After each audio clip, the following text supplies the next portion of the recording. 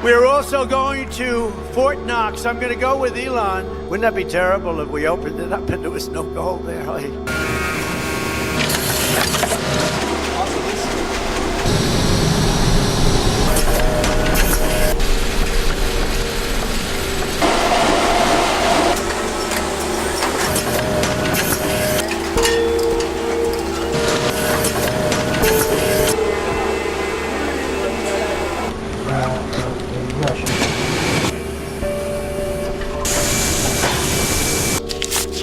Ketika berbicara tentang ekonomi global, ada satu lembaga yang selalu menjadi pusat perhatian, yaitu Federal Reserve, atau yang lebih dikenal dengan The Fed. Sebagai bank sentral Amerika Serikat, The Fed memiliki peran yang sangat krusial dalam mengatur kebijakan moneter dan menjaga stabilitas ekonomi negara tersebut.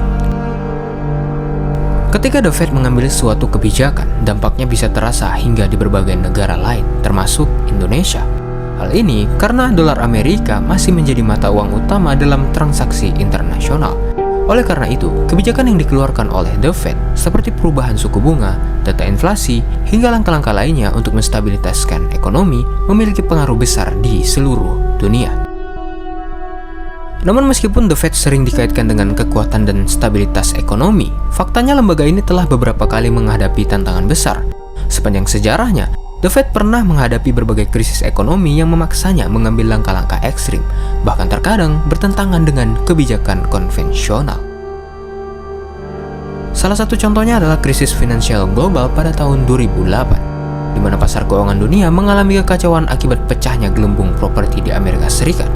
Dalam situasi ini, The Fed terpaksa mengambil langkah ekstrim dengan meluncurkan program quantitative easing atau QE, yaitu membeli obligasi pemerintah dan sekuritas berbasis hipotek dalam jumlah besar. Tujuan utama dari kebijakan ini adalah meningkatkan jumlah uang yang beredar, sehingga bank memiliki likuiditas yang cukup untuk memberikan pinjaman kepada perusahaan dan individu. Dengan demikian, roda perekonomian tetap bisa berjalan.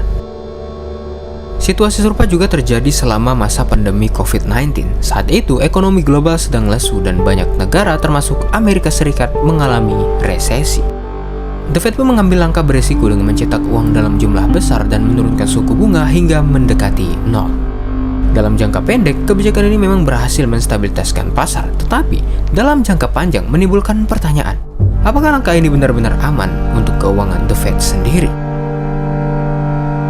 Pada tahun 2022, The Fed mencatat kerugian signifikan untuk pertama kalinya dalam beberapa dekade, mencapai 1 miliar dolar Amerika Serikat atau setara dengan 1.535 triliun rupiah. Hal ini terjadi akibat kenaikan suku bunga sebanyak 11 kali dengan total kenaikan 525 basis poin atau BPS.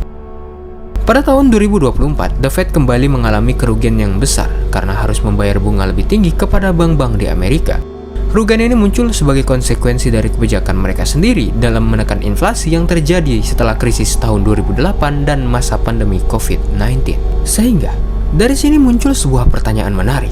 Apakah mungkin lembaga sebesar The Fed bisa mengalami kebangkrutan?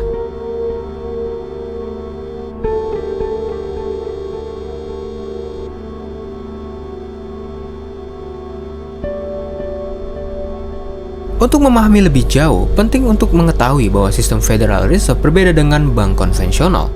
Bank sentral seperti The Fed tidak bergantung pada keuntungan dari nasabah untuk tetap beroperasi, karena mereka memiliki otoritas untuk mencetak uang kapanpun yang diperlukan. Jadi meskipun The Fed mengalami kerugian triliunan rupiah seperti yang terjadi belakangan ini, hal itu tidak serta-merta membuat mereka bangkrut. Berbeda dengan bank konvensional yang sangat bergantung pada dana nasabah dan keuntungan dari bunga pinjaman, The Fed sendiri beroperasi berdasarkan sistem moneter yang memungkinkan mereka mencetak uang sebagai solusi likuiditas. Sebagai perbandingan, bank konvensional bekerja dengan prinsip fractional reserve banking, yang dimana mereka hanya menyimpan sebagian kecil dana nasabah sebagai cadangan, sementara sisanya dipinjamkan atau diinvestasikan. Jika terjadi krisis dan banyak nasabah menarik dana mereka dalam jumlah yang sangat besar, bank tersebut bisa mengalami kebangkrutan.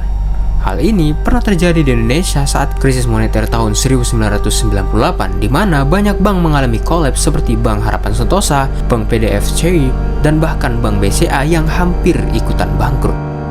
Namun berbeda dengan bank konvensional, The Fed justru berperan sebagai leader of last resort, yaitu pihak yang memberikan bantuan likuiditas kepada bank-bank yang mengalami krisis. Dengan kata lain, The Fed tidak bisa bangkrut secara teknis karena mereka bisa mencetak uang kapan saja untuk menyeimbangkan sistem keuangannya.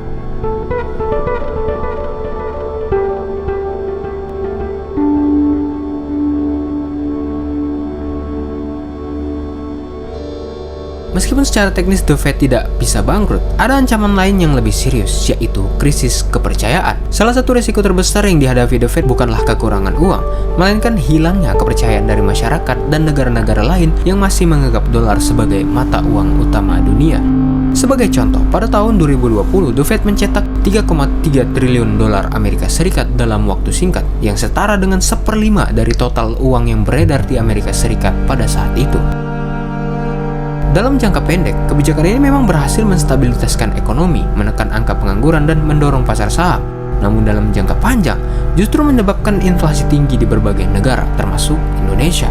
Harga barang pokok naik, bahan bakar melonjak, dan daya beli masyarakat yang menurun. Akibat kebijakan ini, survei dari Gallup menunjukkan bahwa kepercayaan publik terhadap The Fed mencapai titik terendah dalam 20 tahun terakhir.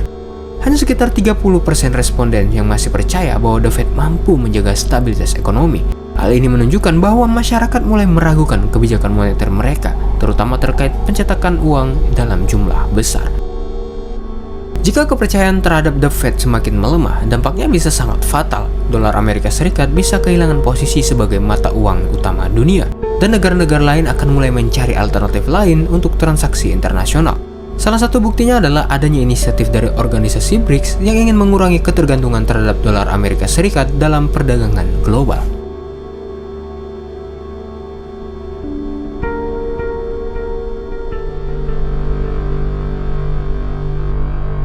Dari pembahasan di atas, dapat disimpulkan bahwa The Fed secara teknis tidak bisa bangkrut karena mereka memiliki otoritas untuk mencetak uang kapanpun jika diperlukan.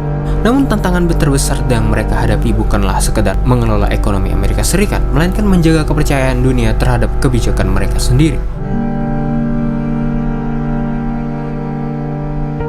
Jika kepercayaan terhadap The Fed terus menurun, dampaknya bisa lebih besar daripada sekedar laporan keuangan yang negatif.